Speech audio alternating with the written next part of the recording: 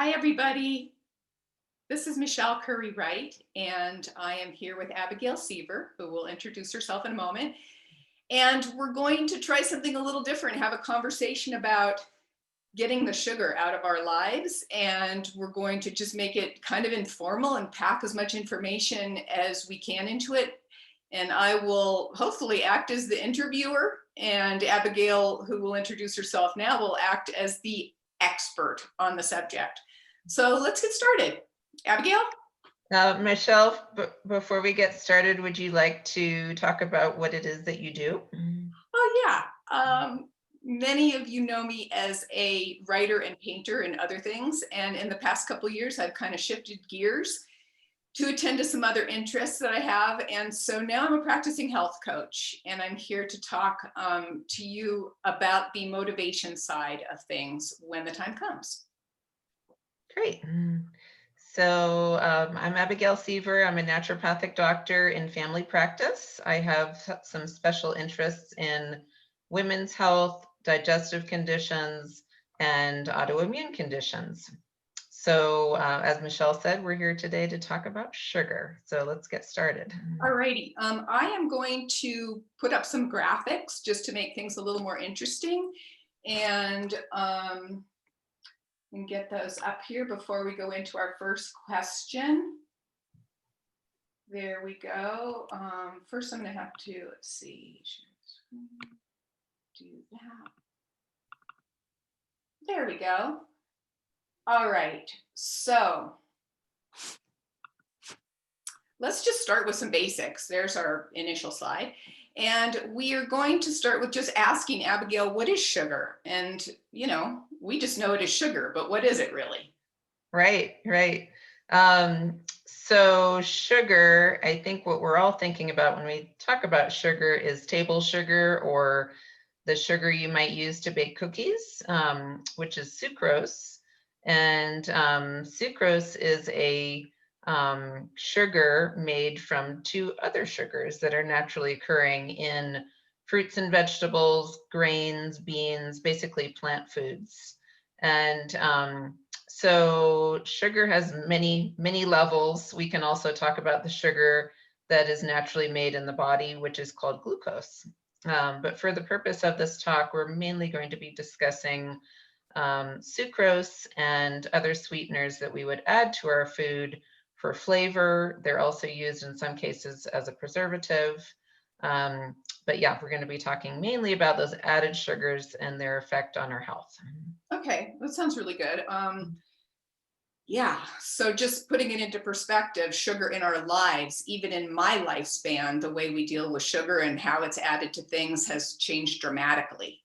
And it's important to kind of keep that in mind, that the history of sugar has changed over the course of time. And now now it's a full-on, business and business of illness. So let's talk a little bit about what it actually does to our bodies. Sure. Yeah. So when we eat sugar, or when we eat foods that are sweetened, what happens is that sugar is absorbed into the body, and then our body responds by producing insulin in the pancreas. So the pancreas is an organ in the abdomen that produces several hormones. One of them is insulin. And insulin carries that sugar into your tissues so that you can use it as fuel. And that's a good thing. So we need that function. We need to be able to use those carbohydrates that we're taking in our food as a source of fuel. But we run into problems when we overconsume those added sugars. So we're going to get into that in just a minute. Mm-hmm. Okay, so here we have a list in front of us of all of the basic body systems. I mean, it's pretty much everything. Where would you even start to talk about it, looking at this list? Like, where would your eye naturally go that you want to start? Yeah, so sugar affects virtually every area of our health and every system in our body. I would say that, because one of the things I specialize in is hormone balance. I love to talk about the effect of sugar on hormones with my patients, and I see a lot of women, so I'm often talking to women, but sometimes men too. So essentially, in brief, what occurs with the consumption of excess sugar and hormonal balance is that sugar can increase the production of testosterone in women. And women do need a little bit of testosterone in order to keep our bones strong, to preserve our libido, to preserve our muscle mass. But when we're overproducing testosterone, there can be some undesirable effects, including weight gain, acne, hair loss, or hair growth on parts of your body that you don't want it on, anxiety or depression. And then there can also be an effect on estrogen levels. So estrogen is one of our most important female hormones. And so estrogen levels can actually go up while progesterone levels subsequently often decline in the presence of excess sugar and high insulin levels. So this results in a situation called estrogen dominance, which can lead to terrible PMS, breast tenderness, breast swelling, irritability, anxiety, difficult periods, painful or heavy periods. So I will often talk to women who are experiencing PMS about their sugar intake or simple carbohydrate intake because it can have a huge effect on their hormones. And And then are they receptive to what you're telling them, or how do you feel? Do you feel like there's resistance, no matter who you're talking to about sugar, or how does that work? yeah, so I would say most people coming to me because I'm a naturopathic doctor are expecting to need to make some dietary changes or expecting to hear about nutrition from me. So I would say most people are receptive. Whether they make those changes in reality, maybe not everyone makes those changes, but I would say most people are at least receptive to hearing that. Mhm. And it seems like they're all kind of connected, like all these different things are connected to each other. They are. All of They the side absolutely effects of are. what you said for hormones are the side effects for so many of these other things. So it's They almost are. like you have a built-in motivation for people, like, well, if that's not enough, here's something else that it can do. Exactly. And like in terms of mood, we talked a little bit about mood in terms of PMS or hormonal imbalance, but excess sugar intake immediately, because sugar, let's say you drink a soda, or let's say you had a bag of candy, that would cause your blood sugar levels to rise pretty dramatically, and they would spike above where they normally would be with a typical healthy meal. And that would give you a short burst of energy. You'd feel great for a short period of time. You might have, feel like you can run a marathon. And then shortly after that, because of the huge release of insulin, trying to help all of that sugar absorb into your tissues and be used as fuel, that spike in insulin results in a dramatic drop in blood sugar. And so that drop in blood sugar, which would drop lower than it normally would after a typical meal, would result in you feeling anxious, dizzy, lightheaded, weak. And then over time, if that happens frequently enough, it actually results in depression. So not just feeling anxious and needing that next sugar fix, but actually outright depression. So there absolutely is an effect on mood, not just related to hormones, but with sugar in general for anyone. And those important brain chemicals that somehow are involved in this, how do they play in again? Like the Absolutely. So with sugar consumption, there is dopamine release, and that's the most important neurotransmitter or brain chemical that's associated with sugar consumption. And so dopamine is a neurotransmitter that makes us feel contented and happy, and as if everything is great. And so that's why sugar makes us feel so good initially. And that's part of the reason why we crave sugar, is that dopamine release. Mhm. But over time, increased consumption of sugar or just repeated consumption of sugar does not result in that same dopamine release.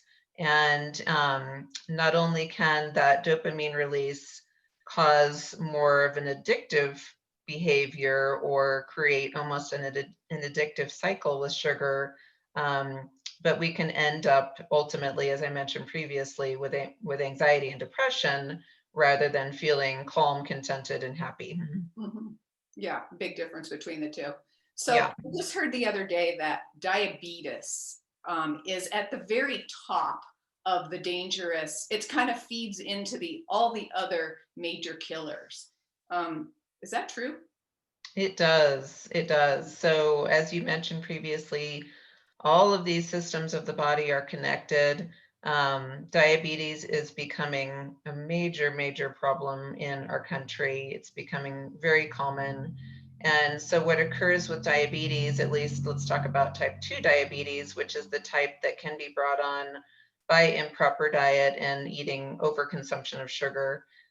Basically, your pancreas exhausts its ability to put out sufficient insulin to be able to take glucose into your cells to use for fuel. Mhm. And so when your pancreas basically exhausts itself, it can't put out enough insulin to match the amount of sugar that you're eating. And so that results in a lot of sugar just hanging out in your bloodstream. And that sugar is damaging. It's not supposed to be there in large amounts. And so that sugar actually causes damage and inflammation to the lining of the blood vessels, which contributes to increased risk of heart disease. It increases inflammation everywhere, which can lead to increased joint pain. Other inflammatory conditions will be increased. If you test inflammatory markers in the blood in people who have diabetes or uncontrolled blood sugar, their inflammatory markers will always be higher than in a person who has normally controlled blood sugar. So huge connection between poorly controlled blood sugar and diabetes and inflammation. And as we know, inflammation is one of the underlying causes of basically all chronic disease. Mhm. So heart disease, cancer, dementia, you name it, it's all connected. That's why they call it diobesity too, right? It's that, Right, that idea right. that everybody's So on the verge of, we have this giant obese population and that this yes. together. Yeah. It's Yes. So consumption of overconsumption of sugar does result in increased weight gain, and we used to just think a calorie is a calorie, no matter what type of food it came from. Mhm. But we're finding that that is absolutely not true. That if your diet is more heavily weighted towards sugars and refined carbohydrates, such as things that you might find in soda or chips or white bread, that there will be an increase in weight that would be above if you were consuming the same number of calories of generally healthy whole foods. Right. Right. I mean, whole different perspective. I remember years ago working with a really fine athlete, and she would just eat bags of candy because there was no fat in it. And this was only Right. 25 years ago. And it was like, no, this is free because there's no fat in this. So, everything kind of changes over time, like a pendulum, back and forth and back. But hopefully we're getting closer to, the truth about it. Um, Yeah, I hope so too. I remember those low fat days myself, and yeah, candy was free to eat because it was zero fat, and exactly. you could buy all these low fat cookies and different products that seemed like they were okay. Yeah, yeah, exactly. So let's see. We could talk So that about brings why. so that brings me to Yeah. thinking about how to eat to reduce sugar cravings. So unless you have any other questions first. Well, I know there's all those different systems of the body. We could talk about them all for hours. We Um, could. but we're going to try and sort of pack it in a little bit. And so if you have something that you'd like to go into, that's great. Totally fine. Sure. Yeah. Yeah, so I wanted to go into how to eat to reduce sugar cravings. Yeah.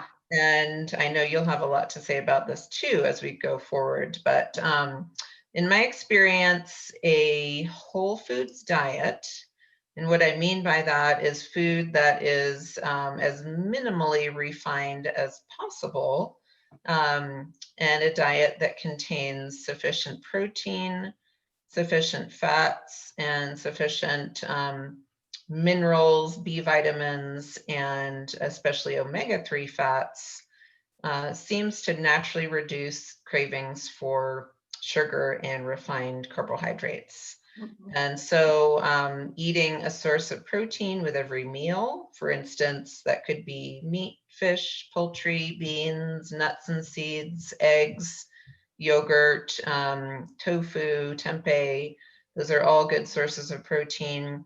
So making sure that you're eating protein with each meal. Also getting healthy fats with each meal, and that could be wild fish, it could be avocado, nuts and seeds. Those are all good sources of healthy fats with each meal. Olive oil also is a great source of healthy fat. Really help to keep your body feel satisfied so Mhm. that it is not craving that rush that you get from those simple sugars. And I also mentioned B vitamins, minerals, and the omega-3s. When I see a person who has been on a restricted diet for a period of time, oftentimes they end up with nutrient deficiencies. Mhm. And the one I see the most commonly lately is the paleo diet or the keto diet, which definitely can have health benefits and can help people to lose weight, which can be beneficial. But over time, those diets can be lacking in minerals. And so I'm seeing a lot of this lately in my practice. So just wanted to bring it up Yeah.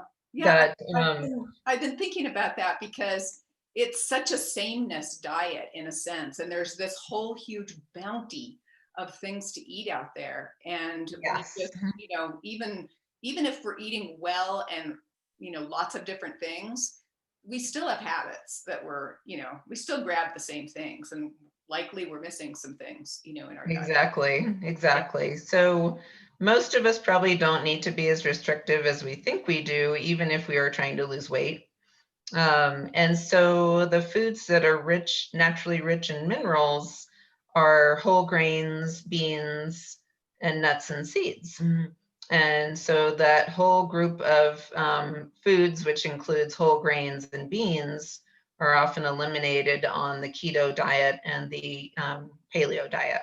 Mhm. So I like to mention that if you're cutting those foods out long term, be aware that you may be lacking minerals, and that can ultimately lead to cravings for sugar and can kind of sabotage those diets over time. So, you asked me if I had any input on that. How do I eat? How do I start? Where do I start? Basically, how do I change my diet? So it's really kind of two Yeah, questions. And one is, how do I change my diet? What do I want it to look like in the future? And for a lot of people, it's like, what do I do right now that's not going to kill me? That's not going to make me hate life or feel like I'm a failure, which is really the core principle here.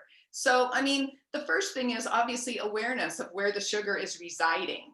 Like where is it in your house? Is it in a ton of cereals, or like low fat yogurt is notorious for added sugar? I like certain bars, but I can only get it down to 5 grams of sugar, and that's the lowest I can find. But trail mix and bars, a lot of things, like I put cans and jars as a general category because it's in everything. It's in everything, even if it's organic or even if it's whatever. Organic doesn't mean that it's not going to have added sugar, and it could have, all different kinds of added sugars. So my feeling is step one is have an awareness of how much sugar is in your house, and don't feel overwhelmed by that, but have a little plan for how you're going to get rid of one thing that's in your diet that's added sugar. Just get rid of it, and then just as importantly, replace it with something that is healthy, that's either healthy fat or healthy crunchy or something that's going to satisfy in its own way. For me, it really is a question of like being satisfied with what I'm eating, like feeling full. and not feeling hungry all the time, which is really it interferes with your day. So, the goal in the long run is exactly as you said, Abigail. It's this kind of diet that's a whole foods diet where it's very minimally processed. You're shopping from the outside of the grocery store or, other places, and you are eating fresh whole foods because you can't really argue with that. You can't. It's just that we've gotten so far away from it that people aren't they're not even used to it anymore. So they have to work towards that direction. So all packaged foods, protein powders, crackers, there's sugar in crackers, there's sugar in all sorts of stuff. They are very, very sneaky. And there are people out there that are working very hard to address this issue with some of the bigger companies. It's really cool. There's some activists. I can't remember this one woman's name. She's really famous. It's not coming to me in the moment, but she is out there combating this kind of thing. Added sugars, added colors, and other things. So That's great. yeah. Yeah, it's just stuff that we don't need that is being added to increase the flavor of the food, to make you want to buy more of it. So it's really being added because, well, number one, it's cheap. So a lot of these sweeteners are very inexpensive, and they add flavor. And as I said, sometimes they're used as a preservative as well.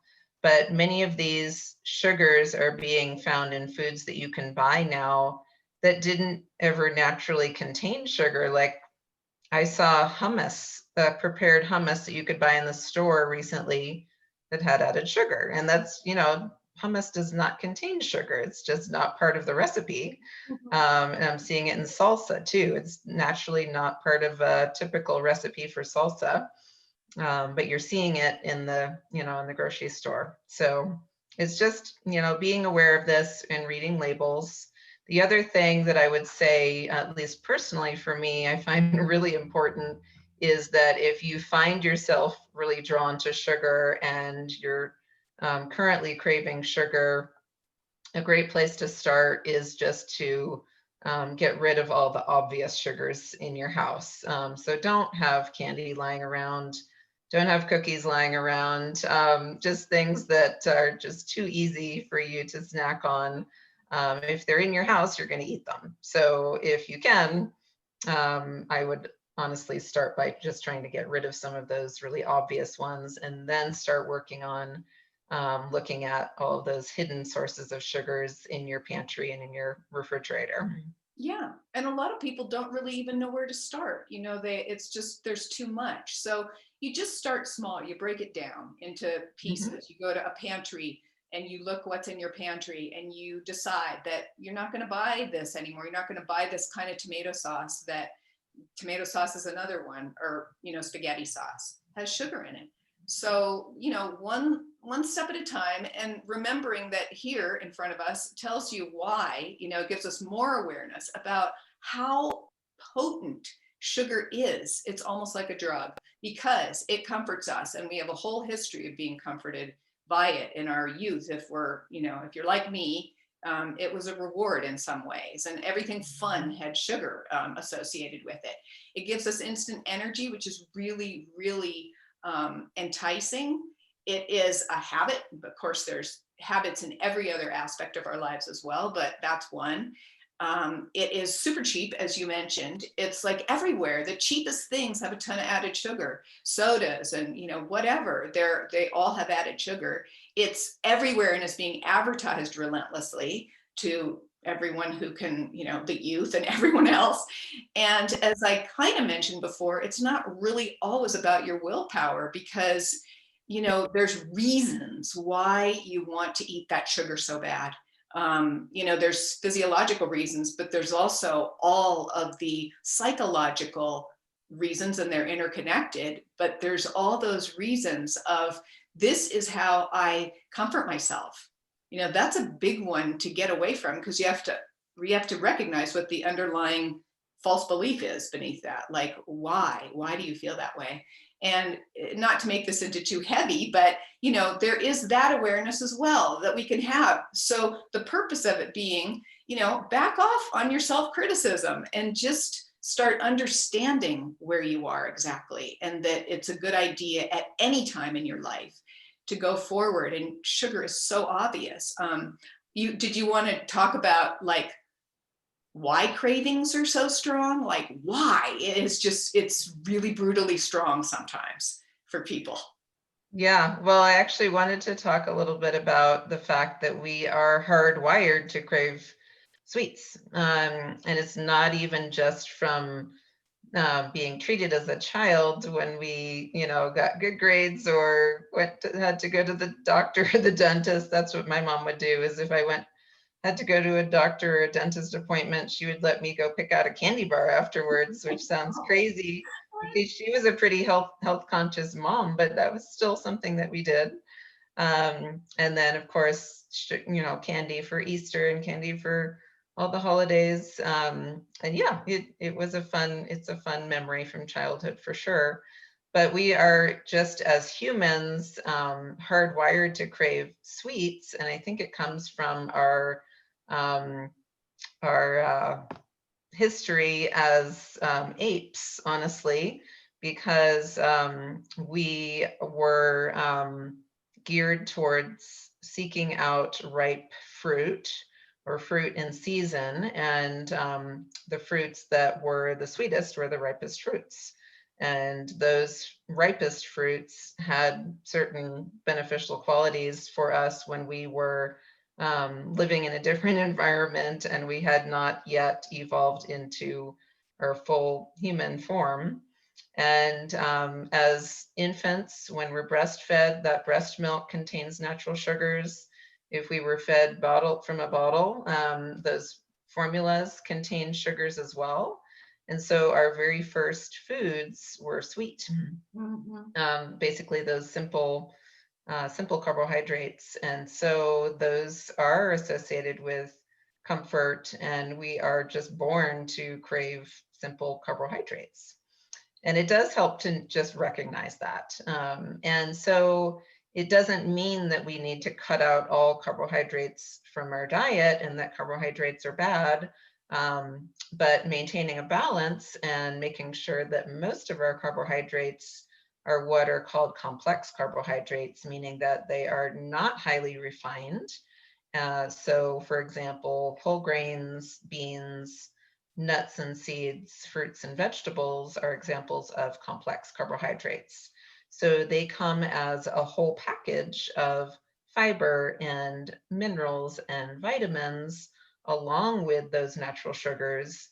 And that whole package helps to slow down that sugar release in the body, which will reduce that insulin spike or insulin release from the pancreas, and reduce the damaging effects of sugar in the body and actually act as beneficial natural sugars. Mm-hmm. Yeah, and we're also hardwired to just eat instead of not eat, like from way back. Anthropologically, we're going to say yes to food as a survival mechanism, which is, it's kind of, the cards are kind of stacked against us in a way. But I agree that awareness is huge. I mean, our awareness doesn't have to be self-defeating. It can be part of a positive process. A lot of times when we see something about ourselves that we don't like, it feels bad. It feels bad because, of all these emotions that we're kind of trying to deal with, but it doesn't have to be. It's just a step in the right direction to have more awareness. And to what you were saying about whole foods, there's also that enjoyment factor of them that we can learn again. And it's a beautiful process. I mean, weirdly, once I started drinking celery juice, and I stopped doing that because I was trying the celery juice and it's delicious. It's kind of a lot of work, but I ended up loving celery after. Like, just the taste of it was so delicious in my mouth. And I think that's true for almost all whole foods. Like, they taste really good. And part of that is to reconnect to that, love of things that are healthy. So, yeah. Absolutely. Yeah, I feel the same way. If you do succeed in just tossing out in the trash your hidden candy stash and your cookies and really trying to load up your refrigerator and your pantry with whole fruits, whole vegetables, proteins, healthy fats, beans, nuts, and really start cooking with those and preparing those, you do realize how good they are. And when you eat something that is has added sugars or even is artificially sweetened, it tastes unusually sweet and sometimes almost sickeningly sweet, because you're not accustomed to that anymore. So it's kind of a nice thing, actually. Exactly. Yeah.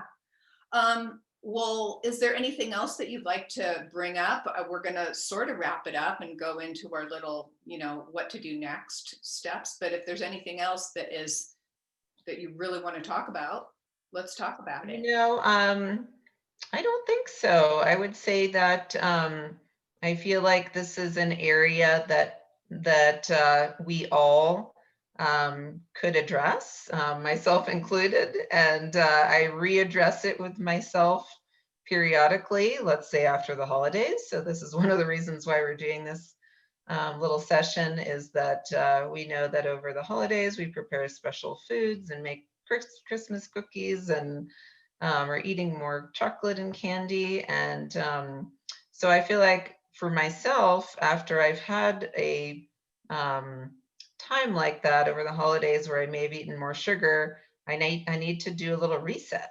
And I need to do everything that I just talked about. I need to clear out all the, the temptations out of the house. I need to reestablish my healthy diet. I need to fill my pantry and my refrigerator with healthy whole foods and get started cooking all my healthy recipes, make sure that I'm taking my good dietary supplements that I know will support me there as well. So yeah, I would say it's, I'm not a superhuman in that I haven't managed to completely avoid sugar in my life either, but it's just more of a matter of being aware of this, doing a little reset periodically when it's needed. And yeah, so I am available to work with if you would like to discuss this with me and work on a plan for how to address sugar in your life, or how to address a health condition that you think may be affected by your diet. And then Michelle works with clients as well on, as a health coach, on working through changing habits. And why don't you talk a little bit about that? Sure. I also wanted to weigh in on my personal journey with sugar and say that for me too, it is incredibly important. It does not do me any favors. And as I got older, it became more and more evident. And for me, it was all about sort of digestion, like the effects of it on my digestive tract and my gut. And so I try to be careful. I'm much different now in my diet than I was before. And that's one of the ways that I am.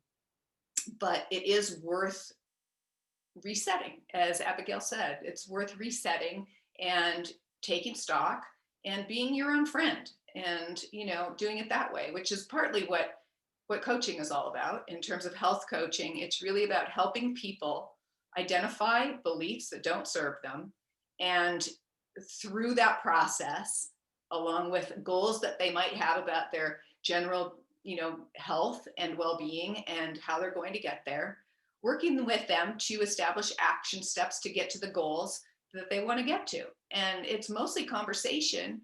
My feeling is that everybody deserves a chance to talk about who they are, because we don't do that well with ourselves. We don't really have good self-talk. And so sometimes to wade through that, to get to that place where we are having a good feeling about ourselves and an honest view of how we're speaking to ourselves, it can be very, very helpful. Plus accountability, the accountability piece is kind of big, because what we're doing is we're trying to help people be self-accountable, but you do that through helping someone in the beginning phases. So I'm happy also to talk to people about what I do. And you can email me at this little email address here if you want my info sheet on tips for getting sugar out of your life. Or you can just find me on Facebook at Dandelion Wellness Coaching, or on my website. And hopefully we'll do more of these little health talks, because it's good. It's good. It's good to remind people how important some of these steps are. Absolutely. Yeah, I completely agree. And I love the fact that Michelle and I have a different approach or a different perspective on how we address the same topics and how we work with our clients and patients. And yeah, so that was wonderful. And I hope we do more of these as well. So for now, we're going to say goodbye, and we will see you the next time.